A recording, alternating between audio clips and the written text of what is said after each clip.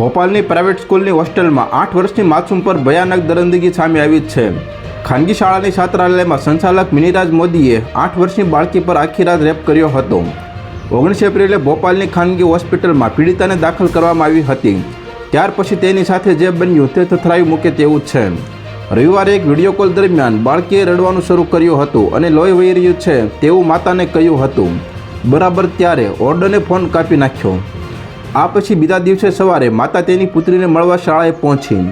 તેણે તેણીને જાણ કરી કે ઓર્ડરને તેણીને દાળ ચાવલ આપ્યા બાદ તેણી સૂઈ ગઈ હતી। કલાકો પછી બાનમાં આવી ત્યારે તે અલગ રૂમમાં એક દાઢીવાળા અંકલ સાથે રૂમમાં હતી। પીડિતાએ કહ્યું કે રૂમમાં બીજો પણ એક માણસ હાજર હતો જે બોલતો હતો કે મોદી સાહેબ બાળકી બાનમાં આવી ગઈ। તેમ છતાં પણ દાઢીવાળો એક કહીને સાંભળ્યું કે રેપ કરતો રહ્યો। પીડિતાની ફરિયાદ અનુસાર દાઢીવાળો શખ્સ મિનીરાજ મોદી હતા જે સ્કૂલનો સંચાલન હતો। તો હાલ અત્યાર માટે આટલું જ મિત્રો। ફરી મળીએ નવી અપડેટ સાથે। તે પહેલાં વિડીયોને લાઇક કરી ગુજરાત ટોપ ન્યૂઝ ચેનલને સબસ્ક્રાઇબ કરો અને પાછળ બેલ આઇકન પણ દબાવો જેથી તમને નવી નવી ખબરો મળતી રહે।